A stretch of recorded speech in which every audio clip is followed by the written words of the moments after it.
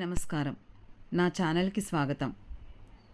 ఈరోజు మనం ఈ వీడియోలో గణేశుడి జననం గురించి తెలుసుకుందాం. నా ఈ కంటెంట్ మీకు నచ్చినట్లయితే దయచేసి లైక్ చేయండి, షేర్ చేయండి మరియు నా ఛానల్ని సబ్స్క్రైబ్ చేసుకోండి. నా ఛానల్ పేరు లెజెండ్స్ ఆఫ్ దేవాస్. హిందూ పురాణాల ప్రకారం పార్వతీదేవి నలుగు పిండితో ఒక బొమ్మను తయారు చేసి ప్రాణం పోసింది. ఆ బాలునికి తన శక్తులన్నీ అందించి పార్వతీపుత్రుడు అని నామకరణం చేసింది. ఒకరోజు పార్వతీదేవి స్నానం చేయడానికి వెళుతూ బాలుని గుమ్మం దగ్గర కాపలా ఉంచి ఎవరినీ లోపలికి రానివ్వద్దని చెప్పింది. అదే సమయంలో గజాసురుణ్ణి సంహరించి శివుడు దేవతలతో కైలాసానికి తిరిగి వస్తాడు. శివుడు ఎవరో తెలియని పార్వతీపుత్రుడు శివుడిని లోపలికి వెళ్లకుండా అడ్డుకున్నాడు. ఇరువురి మధ్య చిన్న వాదన జరిగింది.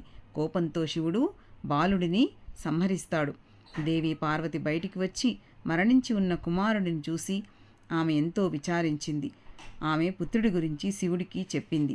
తిరిగి బతికించాలని కోరింది. శివుడు తన గణాలను ఉత్తర దిశకు పంపించాడు. ఉత్తర దిశలో ఉన్న ఏ ప్రాణి తల అయినా తీసుకురావాలని ఆజ్ఞాపించాడు. అప్పుడు వారు గజాసురుడి తలను తీసుకుని వచ్చారు.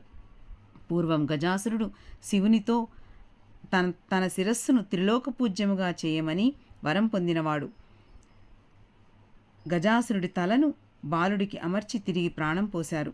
అతనికి గణేశుడు అని నామకరణం చేశారు. ఆయనను ఇలా కూడా పిలుస్తారు: గజాననుడు, విఘ్నేశ్వరుడు, విఘ్నాలను తొలగించేవాడు. గణేశుడు విజయ ఐశ్వర్యాలను మనకు ప్రసాదిస్తాడు, జ్ఞానం, బుద్ధిని ఇస్తాడు. ఇంకా ఆయనను ఎన్నో పేర్లతో పిలుస్తారు. నా వీడియో చూసినందుకు ధన్యవాదాలు.